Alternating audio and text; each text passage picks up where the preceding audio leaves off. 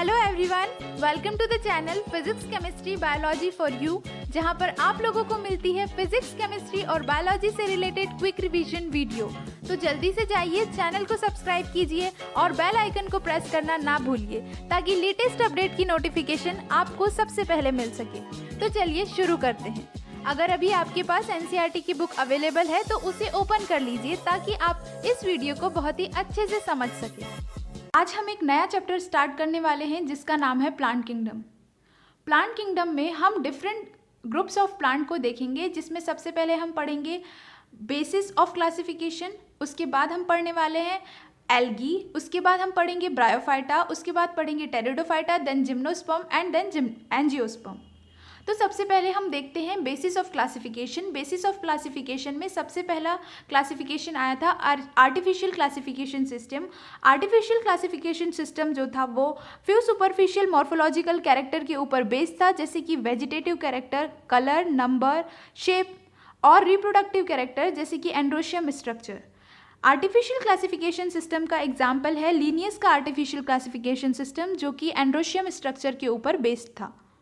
But artificial classification system के कुछ demerits थे, जैसे कि ये क्लोजली रिलेटेड स्पीसीज को सेपरेट कर देता था। और सेकेंड डिमेरिट ये था क्योंकि artificial classification system equal weightage देता था वेजिटेटिव कैरेक्टर को और सेक्सुअल कैरेक्टर को, जो कि एक्सेप्टेबल नहीं है क्योंकि वेजिटेटिव कैरेक्टर इन्वायरमेंट से जल्दी इन्फ्लुएंस होते हैं as compared to sexual character. उसके बाद जो क्लासिफिकेशन सिस्टम आया वो था नेचुरल सिस्टम, जो एक्सटर्नल मॉर्फोलॉजिकल फीचर के साथ ही इंटरनल फीचर को भी कंसिडर करता था, जैसे कि ultra structure, anatomy, embryology and biochemistry. Example इसका है classification of angiosperm given by George Bentham and Joseph Dalton Hooker. Next आया फाइलोजेनेटिक क्लासिफिकेशन सिस्टम, जिसे हम मोस्ट एक्सेप्टेबल क्लासिफिकेशन सिस्टम मानते हैं और ये बेस्ड है इवोल्यूशनरी रिलेशनशिप के ऊपर। अब क्लासिफिकेशन सिस्टम को अंडरस्टैंड करने के लिए कुछ फील्ड आई, जैसे कि numeric taxonomy. Numeric taxonomy plant की इंफॉर्मेशन कलेक्ट करती है ऑब्जर्वेबल फीचर्स के बेस पर। साइटोटैक्सोनॉमी इंफॉर्मेशन कलेक्ट करती है regarding the chromosome number, chromosome behaviour and chromosome structure of plant. And chemotaxonomy information collect करती है regarding the chemical constituent of the cell and they play a important role in providing necessary information regarding classification. Next हम पढ़ने वाले हैं algae के बारे में। Algae का बॉडी स्ट्रक्चर थैलॉइड होता है, मोड ऑफ न्यूट्रिशन ऑटोट्रॉपिक होता है। एल्गी का जो हैबिटेट है मोस्टली एक्वेटिक होते हैं और ये फाउंड होते हैं वुड में, मॉइस्ट सॉइल में और स्टोन्स में। एल्गी का form colonial form like Volvox से लेकर के filamentous form like Ulothrix and spirogyra तक होता है।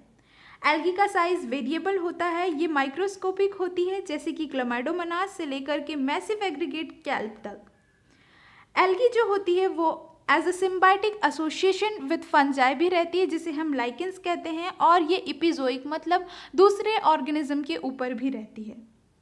एल्गी में अगर हम रिप्रोडक्शन की बात करें तो इनमें वेजिटेटिव रिप्रोडक्शन फ्रेगमेंटेशन से होता है, एसेक्सुअल रिप्रोडक्शन बायफ्लैजिलेटेड स्पोर से होता है, जिसे हम जूस्पोर बोलते हैं, जो कि मोस्ट कॉमन स्पोर है, और सेक्सुअल रिप्रोडक्शन 3 तरह से हो सकता है।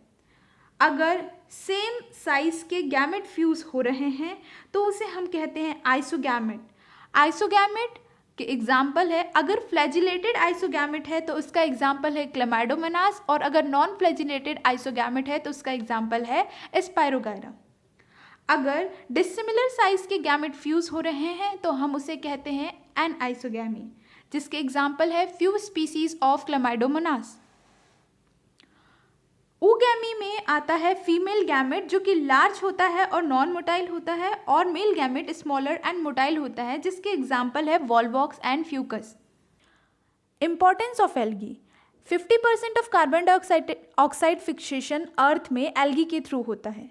एल्गी को हम एज अ फूड भी यूज़ करते हैं, क्योंकि 70 स्पीसीज मैरीन एल्गी की ऐसी है जो हम फूड में यूज़ करते हैं। Example is Porphyra, Laminaria and Sargassum. Unicellular algae जैसे कि क्लोरेला और स्पाइरुलिना, क्योंकि प्रोटीन बहुत ज़्यादा होता है, इसको स्पेस ट्रेवलर यूज़ करते हैं।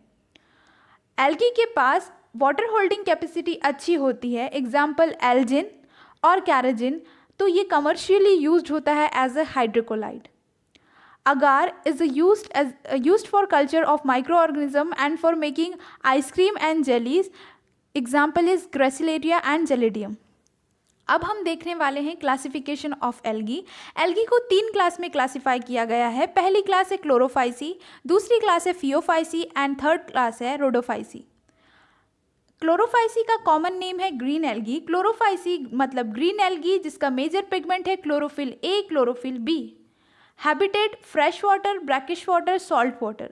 क्लोरोफाइसी का स्टोर्ड फूड स्टार्च है। क्लोरोफाइसी की सेल वॉल सेल्यूलोज की बनी होती है। क्लोरोफाइसी में 2 से 8 equal and apical flagella present होते हैं। क्लोरोफाइसी में वेजिटेटिव रिप्रोडक्शन फ्रेगमेंटेशन और स्पोर्स के थ्रू होता है।